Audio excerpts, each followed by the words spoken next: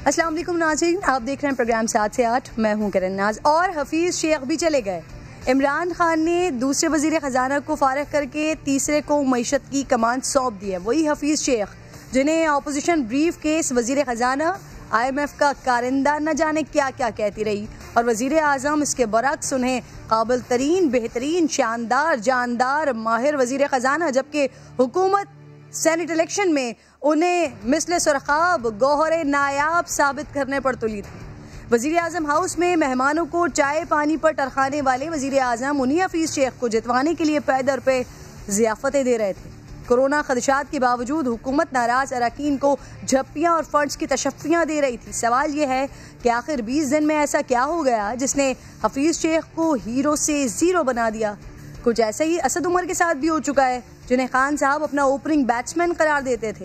इक़्तिदार मिलने से पहले असद उमर साहब की भरपूर मशावरत से ही पिछली हुकूमतों की माशी परफॉर्मेंस पर तनकीद के गोले बरसाते थे। IMF के पास जाने पर खुदकुशी, पेट्रोल महंगा होने की वजह हुक्मरानों की करप्शन, ये सब उसी दौर की बातें हुआ करती थी। और इक़्तिदार मिला तब भी असद उमर को मुल्क का मर्द बहरान ही डिक्लेयर किया। मईशत का जेट संभाले असद उमर पहली परवाज भी मुकम्मल नहीं कर पाए थे कि एक दिन इसी तरह काबीना से आउट कर दिए गए। 2018 में तब्दीली के नारे के साथ वजूद में आने वाली तहरीक इंसाफ की हुकूमत में जब 16 वज़रा और 5 मुशीरों पर मुश्तमिल काबीना ने जिम्मेदारियां संभाली, तो उसमें ज़्यादातर वही लोग शामिल थे जिन्हें माजी की हुकूमतों का एजाज़ हासिल रहा है। हफीज़ शेख भी उन्हीं में से एक थे। पुराने चेहरों से कुछ नया करवाने की उम्मीद ने काबीना में 5 बार तौसी करवा दी है, 4 बार उखाड़ पिछाड़ हो गई है। 16 रुकनी काबीना आज 25 से जायद वजीरों मुशीरों का बोझ उठाए हुए है। अब अवाम शायद यही सोच रहे हैं कि वो जिस तब्दीली का वादा किया था वो सिर्फ वजीरों मुशीरों की तब्दीली तक ही महदूद हो गई है। शानदार माजी रखने वाला कप्तान आखिर क्यों पौने 3 साल बाद भी अपने ओपनिंग बैट्समैन ही फाइनल नहीं कर सका है। मुमकिन है हफीज़ शेख के बाद काबीना के और भी बहुत से नाम खान साहब से यही पूछते हुए नजर आए कि मुझे क्यों निकाला। आगाज़ करते हैं प्रोग्राम का। तो प्रोग्राम में मेहमानों में मुझे फिरदौस आशिक आवान साहिबा ज्वाइन कर चुके हैं। बहुत शुक्रिया आपका, आपके कीमती वक्त का। फिरदौस साहिबा, आपकी गुफ्तगू अभी सुनवा रही थी मैं नाज़रीन को। आपने तो उन्हें रोशन चेहरा करार दिया था। हफीज़ शेख साहब बहुत अच्छे नहीं थे तो इतने बुरे भी नहीं थे, कम से कम डॉलर की कीमत में कमी लाने में कामयाब हुए। 3 मार्च से पहले खुद वजीर आज़म तक उनकी इतनी तारीफें कर रहे थे, उनके लिए वोट मांग रहे थे कि ये बेहतरीन वजीर ख़जाना है। अचानक सारी महंगाई के जिम्मेदार वो ठहरे। क्या काबीना में पहले से उन्हें हटाने की बातें चल रही थी फिरदौस साहिबा? लेकिन अब इसमें कोई शक नहीं है कि he is thorough professional, he is very committed person. उन्होंने पाकिस्तान की डूबती मैशत को सहारा दिया और बैनुल-अक़वामी सतह पे जो पाकिस्तान बैंकरप्सी की तरफ जा रहा था उसको स्टेबलाइज किया और अल्हम्दुलिल्लाह पाकिस्तान की मैशत को दुरुस्त ट्रैक पर डाला। उनके नाकदीन और मुखालफीन भी उनकी इन काविशों को सराहते हैं। अब उनके साथ जो आप परफॉर्मेंस का इशू नहीं है, उनके साथ एक कानूनी मसला है। कानूनी मसला ये है कि ही इलेक्टेड, जब नॉन इलेक्टेड है तो सुप्रीम कोर्ट के अंदर ये कोर्ट में ये रिट की गई कि जितने मामलीन है इस्लामाबाद हाई कोर्ट के अंदर उनके हवाले से सुप्रीम कोर्ट जो है वो फैसला दे और उनको बरतरफ करे। उस पर हाई कोर्ट ने जो फैसला किया उस फैसले में उन्होंने कहा कि इनको टाइम दिया जाए कि वो अपनी फाइनेंशियली जो हमारे अहम तरीन पोस्ट के ऊपर बैठे अफराद और जितने भी दीगर उर्दू पे हैं अगर वो उनको इलेक्ट करा लिया जाए और वो उनको टाइम दिया जाए कि वो प्रॉपरली जो है वो उन अदारों का अंदर अवामी नुमाइंदे के तौर पे बैठे और फैसले करें। और नॉन इलेक्टेड वो बजटरी प्रोसेस। आप और शिबली फराज साहब दोनों अलग अलग वजूहात बता रहे हैं। कल शिबली फराज साहब मेरे प्रोग्राम में थे, वो ये कह रहे थे कि हफीज़ शेख साहब महंगाई को कंट्रोल नहीं कर पाए, दिस इज द रीजन कि उनको हटाया गया। आप कह रही हैं कि जो हाई कोर्ट का फैसला था कि कोई भी मुशीर वो कमेटी को चेयर नहीं कर सकता, इस वजह से उनको हटाया गया है, तो यानी वो मुशीर बरकरार रहेंगे, हालांकि वो अब मुशीर भी बरकरार नहीं है। नहीं, ऐसा नहीं है, क्योंकि कानून की कदगन है। यही वो वजह थी कि जिसकी वजह से उन्हें सेनेट का इलेक्शन जो है उसमें कैंडिडेट बनाया गया। 2 रास्ते थे, या उन्हें जो है वो एमएनए के इलेक्शन पे लाया जाता, क्योंकि सेनेटर के तौर पे तो वो यकीनन सीट हार गए। वो जिस तरह से भी हुआ सेनेट में वो आपके सामने है, लेकिन उसके बाद फिर वो और कोई ऑप्शन नहीं था उन्हें उस सीट पे रिटेन करने के लिए। किसी सीट को खाली करा के इलेक्शन लड़ा के उन्हें वापस उस सीट पे लाना था। तो ये एक अपहिल टास्क था, जिसके लिए इस वक्त आपको पता है कि बजटरी प्रोसेस शुरू हुआ। बजट के इनिशियल प्रिलिमिनरी मीटिंग चल रही है और जो ओवरऑल फ्यूचरिस्टिक बजट का एक हमारा मौजूदा हुकूमत का चैलेंज है कोरोना की वजह से, तो उसमें हम फिर किसी इलेक्शन के जरिए किसी शख्स की नॉमिनेशन करके फिर एक नए क्राइसिस से नहीं गुजर सकते थे। तो ये बेहतरीन अमल है कि जिसमें एक यंग डेडिकेटेड हमारे वजीर खजाना को जिम्मेदारियां दी गई हैं, हमारे नजर साहब। उन्होंने चूंकि हफीज शेख साहब के साथ एक टीम कॉम्बिनेशन में काम किया और मुसलसल 3 बजट जो है उनके साथ मिल के उन्होंने बनाए और फिर पार्लियामेंट के अंदर भी आप देखती रही कि पेश भी इमाद अजहर ने किए। अब चूंकि कानूनी कदगन और एक ऐसी मजबूरी जिसकी वजह से हफीज शेख साहब की जाए हमाद अजहर को ये जिम्मेदारी संभालनी है, तो ये एक प्रोसेस है। इसमें अफराद आते जाते रहते हैं, लेकिन देखना ये है कि पाकिस्तान के लिए क्या बेहतर है और पाकिस्तान के लिए हफीज शेख की खिदमात जो है वो नाकाबिले फरामोश रही हैं और हमाद अजहर जो है आई एम श्योर के उनकी उस मुश्किल तरीन सिचुएशन से मैशत को निकाल के अब जिस सिमत पे डालने की जो एफर्ट है। फिरदौस साहब, बड़ी चमगोइयां हो रही थी ना हफीज शेख साहब के हवाले से कि अगर वो सेनेट इलेक्शन में नहीं रहते तो फिर उसके बाद वो पाकिस्तान में भी नहीं रहेंगे। तो अब अगर उनके मशवरे इतने ज्यादा जरूरी हैं तो उनकी सियासत आगे क्या होगी? पाकिस्तान तहरीक इंसाफ का हिस्सा किस तरह से वो इस सियासत में कैसे हिस्सा होंगे? क्या वो मशवरे देते रहेंगे या फिर वो खुद नहीं होंगे पाकिस्तान में? होगा क्या?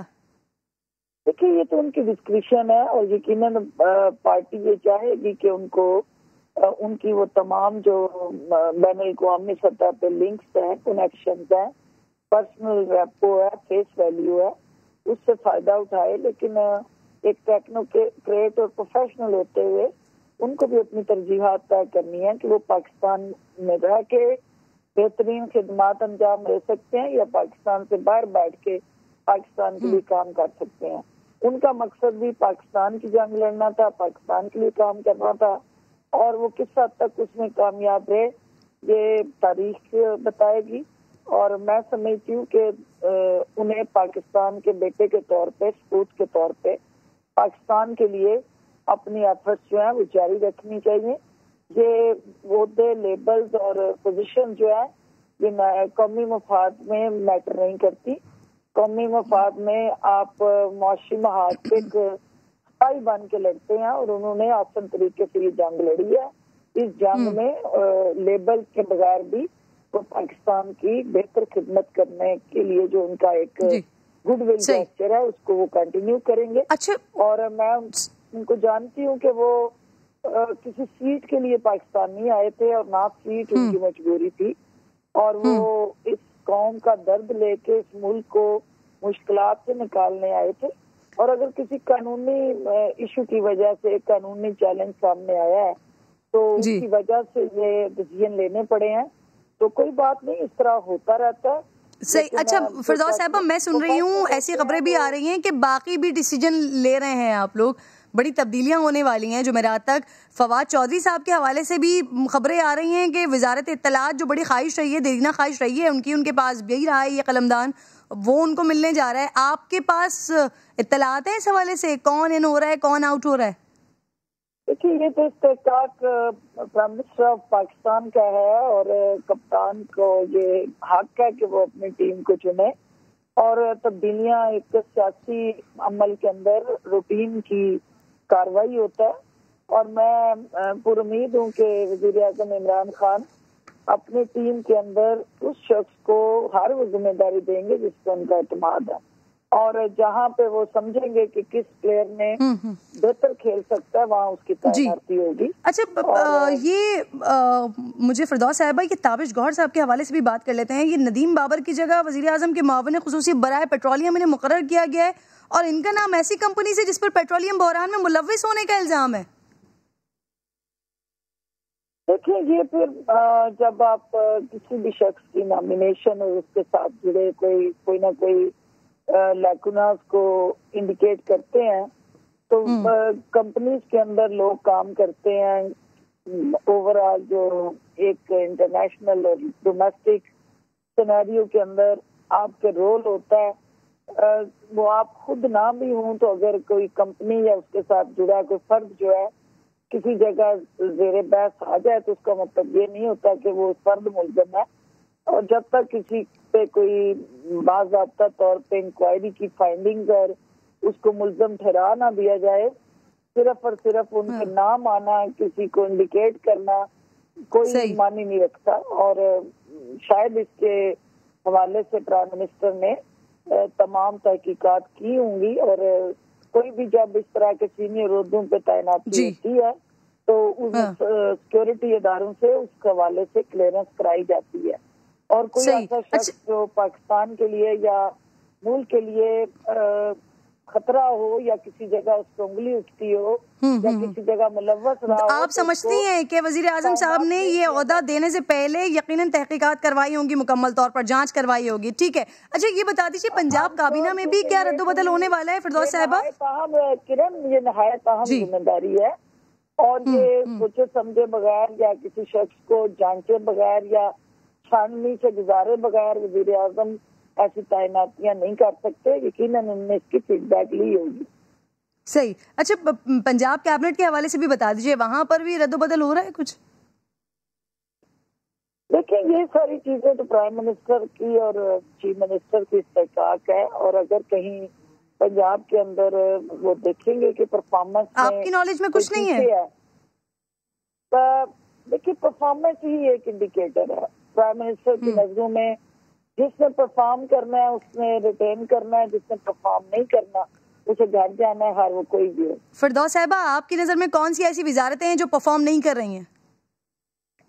देखिए, मेरी नजर में तो चीफ मिनिस्टर के टीम है, खिलाड़ी हैं, वो खेल रहे हैं, कोई तेज खेल रहा है, कोई स्लो खेल रहा है। देखना यह है कि एट द एंड कौन टारगेट अचीव। अच्छा, तेज कौन खेल रहा है ये बता दें। कहाँ, पंजाब में, वफाक में? जी, पंजाब की बात कर रही हूँ। पंजाब के अंदर सारे खेल रहे हैं, अपनी अपनी जगह बेहतर खेल रहे हैं और मेरे कुलीग हैं सारे और मैं उनकी टीम में खेल रही हूँ और मुझे पता है कि वो सारे पाकिस्तान के लिए खेल रहे हैं, अवाम के लिए खेल रहे हैं, कोई भी जात के लिए नहीं खेल रहा। बहुत बहुत शुक्रिया आपका। फिरदौस आशिकावान में आप साथ मौजूद थी। हम मुझे शबर जैदी साहब ज्वाइन कर चुके हैं जो कि साबिक चेयरमैन FBR हैं। बहुत बहुत शुक्रिया आपका शबर जैदी साहब। सर, आप भी हफीज शेख साहब की कारकर्दगी के बड़े मोतरफ रहे हैं। बहैसियत वजीर खजाना हफीज शेख की कामयाबियां और नाकामियां शबर जैदी साहब क्या देखते हैं आप? देखिए Kiran sir, thank you very much, आपने मुझे बुलाया। तो मेरा पहला सवाल ये है कि मैं तो छोड़ चुका हूँ तो आप मुझे क्यों बुलाते हैं? जी, इसलिए क्योंकि आप उनकी कारकर्दगी की तारीफ करते रहे ना शबर जैदी साहब। अब मैं आपसे ये पूछ रही हूँ, आप छोड़ चुके हैं लेकिन आप माहिर माशियात, आप देख तो रहे होंगे ना कि क्या कामयाबी, क्या अचीवमेंट्स हैं उनकी और क्या नाकामियां हैं। देखिए, आप बात कर रही थी ना मैडम अवान से जी, और आपने कहा कि फिरदौस के असद साहब चले गए, फिर हफीज शेख साहब चले गए और इमरान खान साहब बिल्कुल बार बार तब्दीलियां कर रहे हैं। पहली बात तो मैं ये कहना चाहता हूँ कि शायद मैं वाहिद आदमी हूँ जो खुद छोड़ के आया है और खुद गया, कहा नहीं गया है। पहली बात तो ये। दूसरी बात, मैं इस नतीजे में पहुंच चुका हूँ आज, बल्कि कल के जो डेवलपमेंट को देखते हुए, और शायद वो बात मैं मुस्तकिल कहता रहा हूँ कि अब वक्त आ गया है कि हम स्टेटस क्यू के इकोनॉमिक्स को छोड़ दें।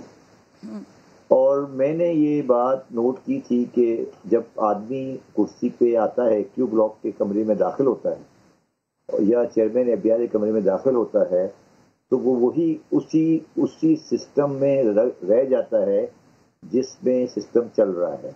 मैंने असद उमर की पॉलिसी में और हफीज शेख की पॉलिसी में और इसहाक डार की पॉलिसी में और शौकत की पॉलिसी में बहुत बड़ा फ़र्क नहीं देखा।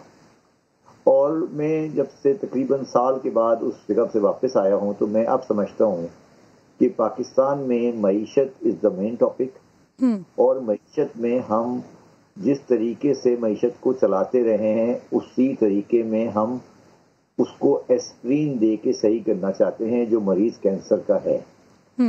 तो मेरी ये तजवीज़ है इमरान खान साहब को कि वो मईशत के बारे में बहुत सख्त नहीं, मैं बहुत सख्त फैसले करें, और अगर वो फैसले नहीं कर पा रहे और उसका अमल नहीं कर पा रहे तो वो इक़्तिदार को छोड़ के और वापस आ जाएं, क्योंकि अगर माशी मसाइल हल नहीं होते तो सियासी असेंबलियों में बैठने का और सियासी तकरीरें करने का और जो बातें अभी जो कर रही थी, मैं तारीफ करूं, मैं अच्छाई करूं, मैं बुराई करूं, मैं ये कह रहा हूं कि जिस चीज़ का शिकार असद हुआ है या जिसके शिकार शेख साहब हुए हैं, जिसका शिकार आप कह लें मैं हुआ हूं, वो एक ही चीज़ है कि हम ये चाहते हैं कि बिल्डिंग भी सलामत रहे और उसके जो अंदर जो उसके नीचे उसकी बुनियादों में जो खोखलापन आ गया है वो सही भी हो जाए।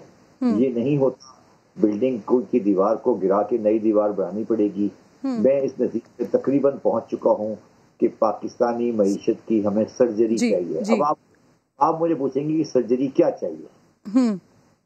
अच्छा, सर्जरी जब होगी ना तो सर्जरी में क्या होता है किरण के 2 दिन तक मरीज अस्पताल में होता है, वो एक्टिविटी नहीं होता। मैं ये कह रहा हूँ कि हमें सर्जरी के लिए शायद 15 दिन तक पाकिस्तान की इकोनॉमिक एक्टिविटी को बंद करना पड़े।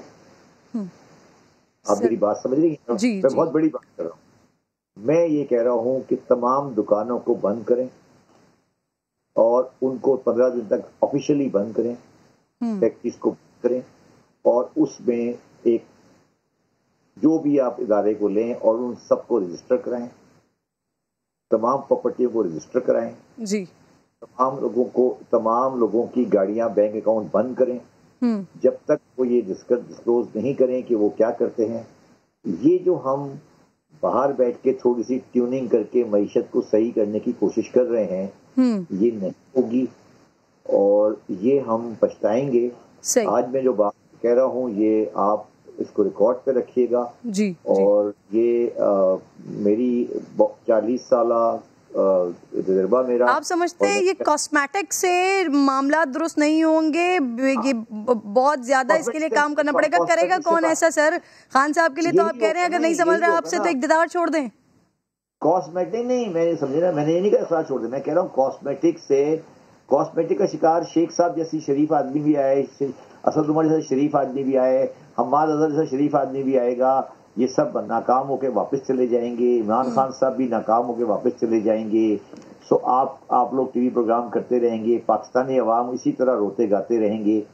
तो मैं ये कहने की कोशिश कर रहा हूँ कि कॉस्मेटिक सर्जरी का टाइम गुजर गया है। प्लीज एक बड़ी सर्जरी करें। अगर उसमें फांसी का फंदा मेरे गले में लगता है तो लगा दें, अगर आपके गले में लगता है तो लगा दें। अब ये नहीं हो सकता कि ये कोई सेक्रेट काव है, कोई बंदा अच्छा है कोई बुरा है। मैं दोबारा आपको कह रहा हूँ, आप कह रही हैं कौन करेगा, मैं ये कह रहा हूँ कि आप मुझे 15 दिन की पाकिस्तान में फाइनेंशियल इमरजेंसी लगाने की इजाजत दें। आप इजाजत ये दें कि मैं तमाम दुकानों को रजिस्टर कराऊं, मैं तमाम चीजों को रजिस्टर कराऊं, मैं तमाम गाड़ियों को रजिस्टर कराऊं, मैं तमाम प्रॉपर्टी को रजिस्टर कराऊं, मैं तमाम जो 2 नंबर खाते खुले हुए उनको रजिस्टर कराऊं, और उसके बाद जब मैं शुरू हूँ दोबारा तो फिर मेरा टॉलरेंस लेवल 0 हो। मैं वॉलंटरी सिस्टम से अब आगे जाना पड़ेगा, और मुझसे ज्यादा बेहतर कोई नहीं जानता इस मुल्क में कि किस जगह पर गढ़ा है। बहुत बड़े बड़े गड्ढे हैं, हमें पता है गढ़ा कहाँ है, मगर सर आप बहुत बड़ा दावा कर रहे हैं। खान साहब को चाहिए कि वो आपको सुने और ना सिर्फ आपके बल्कि साथ रहें। लेकिन सर आपकी सारी बातें सुनी और आपने जहां तक कहा कि सारी दुकानों को बंद कर दो, हालांकि बहुत सारी पॉलिसीज आप अपने ही दौर में लेकर आए ना। अब ये बताइए कि आपने ये वाले सारे मशवरे पहले दिए थे, क्या इस पर अमल दरामद नहीं हुआ? मैं आईडेंटिटी कार्ड लाया था और हड़ताल हो रही थी, कर रही थी, तो हड़ताल नहीं होने दी ना। मैं कह रहा हूँ, मैं कह रहा हूँ हड़ताल होने देना। मेरी बात समझे, मैं जब आईडेंटिटी कार्ड लाया था हड़ताल हुई थी ना, तो हड़ताल को होने दें। देखिए किरण, ये देखें कि जब मैं आईडेंटिटी कार्ड की शर्ट लाया था जी जी जी, 50,000 रुपए की खरीदारी पे नहीं, हाँ, तो खरीदार के ऊपर, खरीदार को परेशान होना चाहिए, दुकानदार की शोर मचा रहे थे। इसका मतलब है कि मैंने सही हाथ डाला था, मगर अगर हड़ताल होती और हड़ताल होने के बाद बंद होता और रजिस्ट्रेशन होती तो मसला हल होता। सही, आप अभी कह रहे हैं कि 15 दिन के लिए माशी इमरजेंसी होनी चाहिए, और उसके बाद क्योंकि जितना कुछ आपको मालूम है वो शायद किसी को भी नहीं मालूम। बड़ा दावा कर रहे हैं आप, तो मुझे लगता है कि अगर आप जैसे लोग मौजूद हैं, आप जैसे ज़हन मौजूद है पाकिस्तान के लिए सोचने वाले, तो यकीनन खान साहब को जरूर सुनना चाहिए, सोचना चाहिए, देखना चाहिए। शबर ज़ैदी साहब, बहुत बहुत शुक्र। प्रोग्राम में मेरे साथ मौजूद है। एक छोटा सा ब्रेक ले रही हूँ नाज़रीन, वापस आने कोरोना के हवाले से हमने लाजमी बात करनी है। यास्मीन राशिद साहिबा साथ मौजूद होंगी।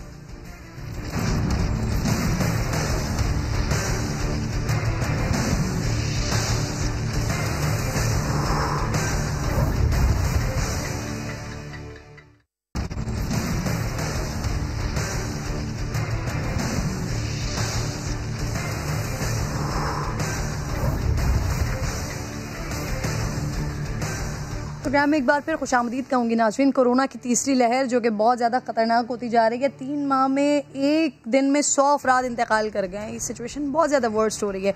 डॉक्टर यास्मीन राशिद साहिबा वज़ीर सेहत पंजाब मुझे प्रोग्राम में ज्वाइन कर चुकी हैं। आपको मैं खुशामदीद कहूँगी। यास्मीन साहिबा, पंजाब का जो हाल इस वक्त, 2400 से ज़ायद पॉजिटिव केसेस, 73 अफराद जान से चले गए, मस्बत केसेस की शरह 24% पहुँच गई है, 74% ICUs और 70% ऑक्सीजन बेड्स भर गए। हुकूमत तेजी से मजीद इंतजाम कर रही है, क्योंकि यही सूरत हाल रही तो मौजूदा अस्पतालों में जगह खत्म हो जाएगी। यास्मीन साहिबा,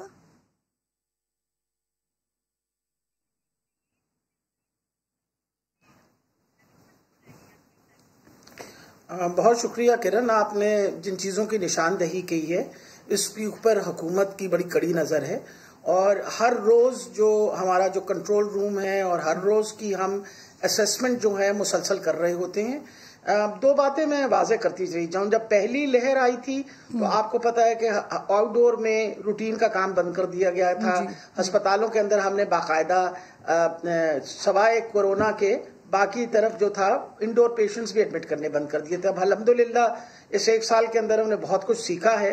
इस वक्त हमारे सारे अस्पताल मुकम्मल तौर पे चल रहे हैं और उसमें हर किस्म के मरीज भी देखे जा रहे हैं, इमरजेंसीज भी डील की जा रही हैं और कोरोना के वार्ड्स भी चल रहे हैं। आपने बिल्कुल सही फरमाया, इस वक्त 70% हमारी बेड ऑक्यूपेंसी रेट हो चुकी है और 30% हमारे पास कैपेसिटी है। लेकिन अल्हम्दुलिल्लाह हमारे अस्पतालों की अपनी कैपेसिटी, अगर मैं मेयो की ही बात करूं तो मेरे लिए एक रात के अंदर कैपेसिटी जो है वो 300 बेड से 600 बेड कन्वर्ट करना बिल्कुल कोई मुश्किल काम नहीं है।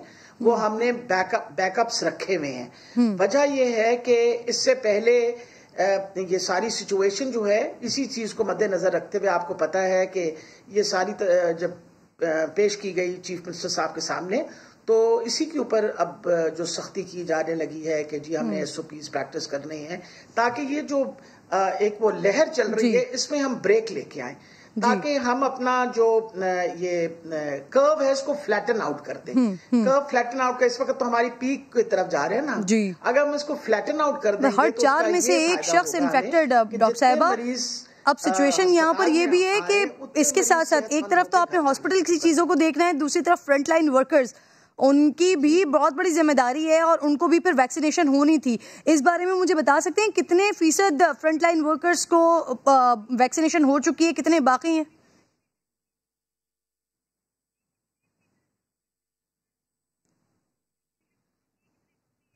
जो हमारे पास इनिशियल रजिस्ट्रेशन थी वो 3,80,000 की थी और इस वक्त कोई तकरीबन हमारे पास जो फ्रंट लाइन वर्कर्स जो हैं वो मोर देन 1,70,000 जो हैं वो वैक्सीनेट हो चुके हैं, जिसके अंदर 1,22,000 जो हैं उनकी फर्स्ट डोज हो चुकी है और 58,000 के करीब जो है उनकी सेकंड डोज भी हो चुकी है। बिल्कुल ये बहुत अहम है कि हम फ्रंटलाइन वर्कर्स को तो इंशाल्लाह इसी महीने के अंदर यानी अप्रैल के महीने में जितने रजिस्टर्ड हमारे फ्रंटलाइन वर्कर्स हैं उनको इंशाल्लाह सबको यानी 50% आपके नंबर्स के मुताबिक 50% हो चुके हैं। यास्मीन साहिबा, मुझे ये जरा बताइएगा, हुकूमत ने रमजान में मस्जिद खुली रखने का ऐलान किया है। यास्मीन साहिबा, बच्चों और बूढ़े अफराद का दाखिला मना, मस्जिद में इफ्तार की इजाजत नहीं होगी, SOPs कुछ मुख्तलिफ हैं इस बार?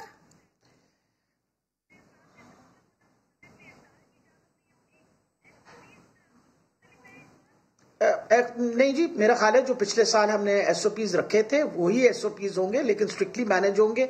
किरण देखिए, हमने आपको पता है कि हमारी जो अपनी पॉपुलेशन है उसमें जो सबसे ज्यादा वल्नरेबल हैं वो हमारे बूढ़े लोग हैं। तभी हमने वैक्सीनेशन का प्रोसेस जो है वो बूढ़े लोगों का पहले बिस्मिल्लाह की है और अल्हम्दुलिल्लाह अब मेरे पास जो अभी इस वक्त फिगर है वो तकरीबन हम 1,70,000 तो कल तक कर चुके थे और मेरी इतला के मुताबिक 15-16 हजार नंबर आज ऐड मजीद हो गया है। हमारी पूरी कोशिश है कि हम 23,000 रोजाना जो हमारे बुजुर्ग शहरी हैं उनको हम वैक्सीनेशन लगाएं। और 126 सेंटर हमारे चल रहे हैं। लाहौर के अंदर आज एक और सेंटर मैंने शुरू कर दिया है मीनार पाकिस्तान में, इंशाल्लाह। जी, पंजाब वैक्सीन मंगवा रहा है यास्मीन साहिबा, जिस तरह से सिंध मंगवा रहा है, इंपोर्ट कर रहा है? दोबारा जब आप दोबारा सवाल कर लीजिएगा। जी,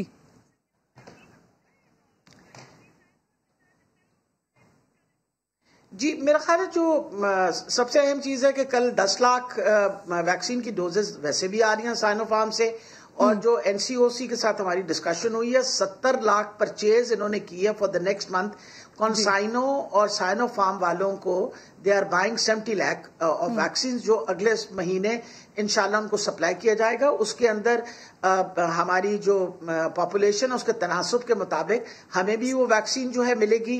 हमारे जो सीनियर पॉपुलेशन है मुझे बहुत उम्मीद है कि इंशाल्लाह 50% से लेकर 60% से लोगों को जो है वो बहुत शुक्रिया अर्शद साहिबा, प्रोग्राम में आप साथ मौजूद थी। ब्रेक ले रही हूँ नाज़रीन, ब्रेक के बाद जब वापस आऊंगी तो NA 249 आपको लेकर चलूंगी जहां उम्मीदवार साथ मौजूद होंगे, उनसे बात करेंगे कि वो इलाके के लिए हल्के के लिए क्या करने वाले हैं।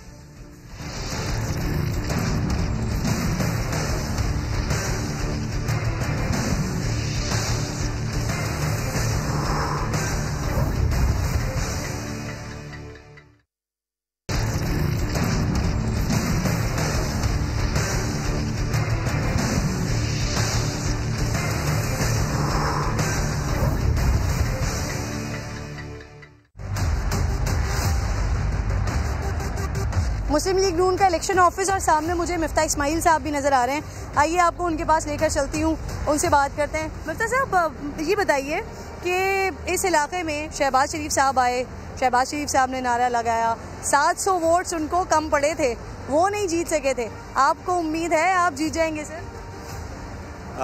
मुझे अल्लाह ताला की ज़ात से बहुत उम्मीद है कि इंशाल्लाह हम जीतेंगे।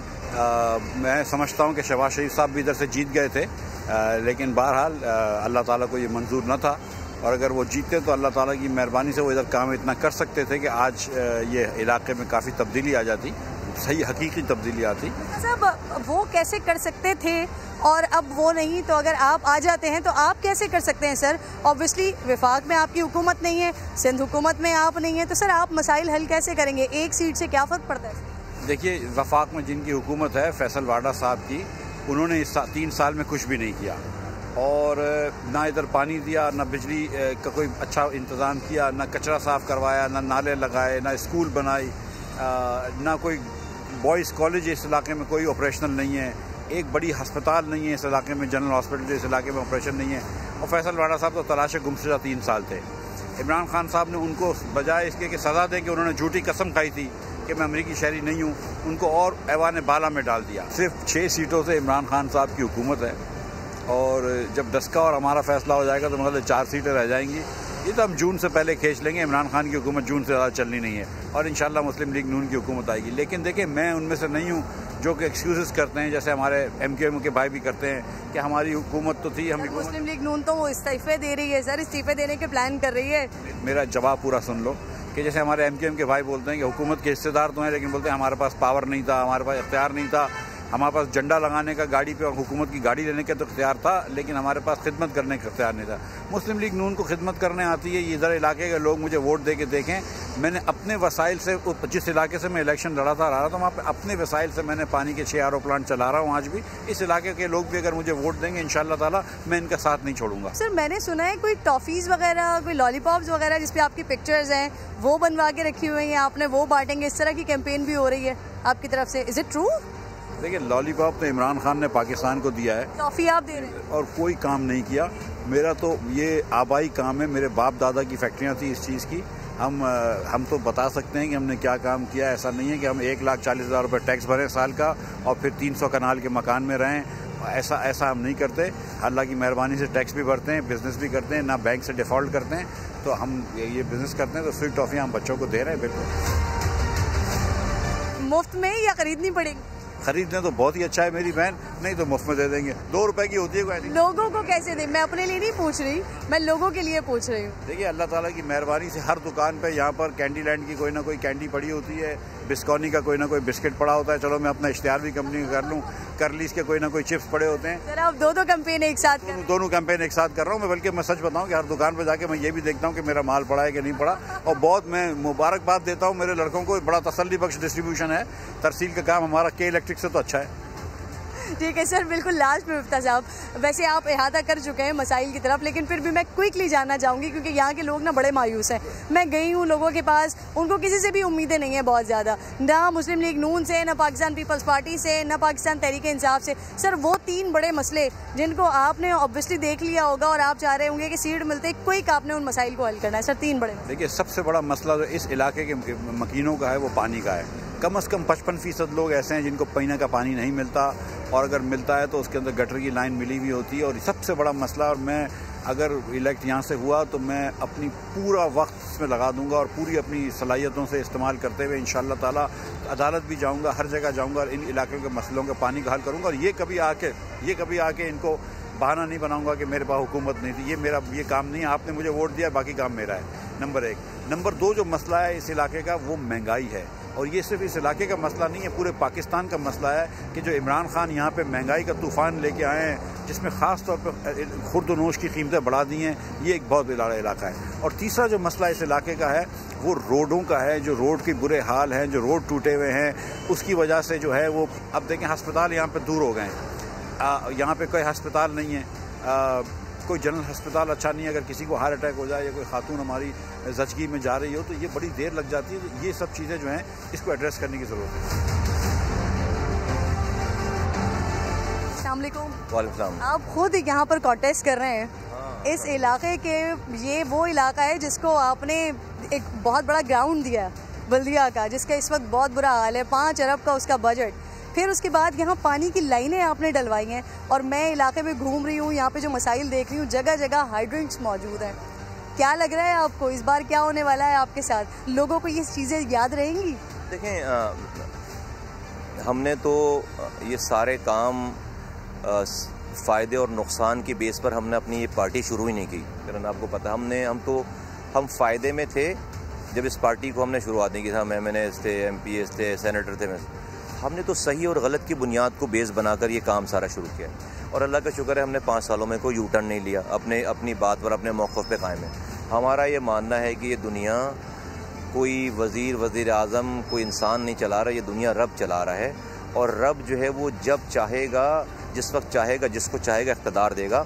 इंसान को सिर्फ कोशिश करनी चाहिए सही काम की। ये इस एरिए में जब एक अपॉर्चुनिटी क्रिएट हुई, और आपको ख़ुद पता है, आप खुद घूमी इस एरिए में हालात क्या हैं। ये वो एरिया है जहाँ पर मैंने दर्जनों रातों में जाकर, दर्जनों रातें इस जगह पे, पहली दफ़ा बल्दिया की तारीख़ में 60 लाख गैलन पानी की लाइन हब रिजर्वायर से मैं लेकर आया। अल्लाह ने मुझसे काम कराया। मैं बुरी बात है कि मैं करूँ, अल्लाह ने मुझसे काम कराया। मैं नॉर्दर्न बाईपास के साथ 60, पहली दफ़ा कराची की तारीख़ में पहली दफ़ा बल्दिया में अगर पानी आया तो वो अल्लाह ताला ने मुझे ये ज़रिया बनाया। आपने इस ग्राउंड का जिक्र किया, ये ग्राउंड जिसने, जो पाकिस्तान की विकटें बनाता है जो बंदा, उससे मैंने आकर विकटें बनाई।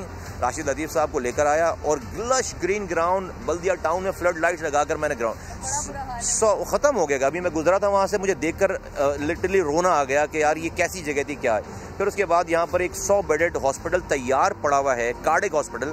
यहाँ पर लोगों को हार्ट अटैक होते हैं ना, तो वो रास्ते में जाते हुए, कार्डिक जाते हुए मर जाते हैं। मैंने अपनी आखिरी सालों में हॉस्पिटल बना के तैयार करके सिर्फ उसको शुरू करना है। आज 12 साल हो गए उसको। ये शहर, ये सड़कें सारी बनी हुई थी, यहाँ पर स्वीपिंग होती थी रात में, यहाँ पर ग्रीनरी थी सारी, सब तबाह बर्बाद हो गया। अच्छा, मैं बोलूँ कि भाई मुझे मुस्तफ़ा कमाल को क्या ज़रूरत है, अभी तो जो है वो इलेक्शन बाकी हैं। मेरा ये मानना है कि लोगों के दिलों में डालना अल्लाह ताला का काम है। हमें अपने तौर पर जाकर आवाज़ लगानी चाहिए। तो हम आकर आवाज़ लगाने आ गए हैं। हम कह रहे हैं कि भाई अगर हमसे अच्छा तुम्हारी कोई खिदमत कर सकता है, देखो तुमने MP बना लिया, MNS बना लिए, तुमने 12 साल, तो अगर अच्छा होना होता तो हो जाता। मुस्तफ़ा कमाल साहब, जिस वक्त आपने ये सारा काम किया है इस एरिया के लिए, वो मुत्तहिदा कौमी मूवमेंट के उस वक्त मेयर कराची थे। लास्ट जो इलेक्शन हुआ जिसमें बहुत बड़ी लीड जो है वो शहबाज शरीफ साहब और फैसल वाडा के दरमियान बहुत कम नंबर्स का मार्जिन था, यानी कि अभी आपके सबसे बड़े हरीफ तो मुस्लिम लीग नून ही है यहाँ पर। तो आपको क्या लगता है, जब मुत्तहिदा कौमी मूवमेंट उस वक्त कोई नंबर्स ज़्यादा नहीं उठा पाई थी, तो लोग आपको देंगे वोट? आपको लगता है ऐसा? देखिए, मुत्तहिदा कौमी मूवमेंट में और हम में तो एक तो फ़र्क है किरदार का सबसे बड़ा। लोग मुत्तहिदा कौमी मूवमेंट के किरदार को जानते हैं और लोग हमारे भी किरदार को जानते हैं। तो जो हमें जानता है वो भी हमें वोट देगा, जो उनको जानता है वो भी हमें वोट देगा। दूसरी बात यह है कि मुत्तहिदा कौमी मूवमेंट जो है वो मुहाजिर नाम पे सियासत कर रही है। मेरे पास, हमने अभी पख्तूनों का जलसा किया सोहराब कोट पर, हम अभी कोयटा में जलसा करके आ रहे हैं, हमने लियाकताबाद में जलसा कर दिया, कॉर्नर मीटिंग हमारी जलसे में। तो मेरे पास ना आज यहाँ पर जब लोग खड़े हैं उसमें पख्तून भी है, मुहाजिर भी है, सिंधी भी है, बलोच भी है।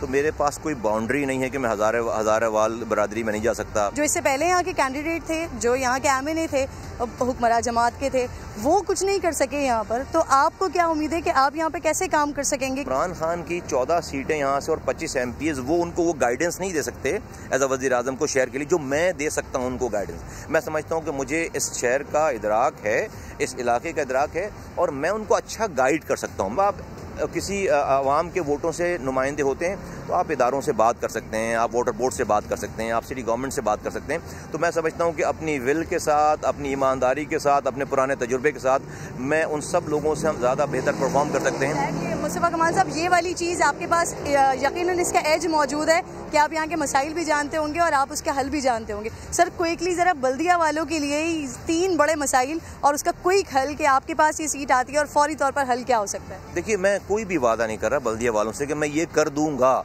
मैं वो कर दूंगा। मैं सिर्फ ये कह रहा हूँ कि मैं अपनी जान से, अपनी कोशिश से उनको ये ज़रूर बताऊंगा कि जब वो रातों में सो रहे होंगे तो उनके मसाइल को हल करने के लिए हम रातों में यहाँ पर जाग रहे होंगे। उम्मीदवारों की गुफ्तगू तो आपने सुनी है। अगली एपिसोड में आपको दिखाऊंगी कि इस इलाके का हाल क्या है। फिलहाल प्रोग्राम का वक्त ख़त्म हो गया। इंशाल्लाह कल मुलाकात होगी आपसे। अल्लाह निगहबान।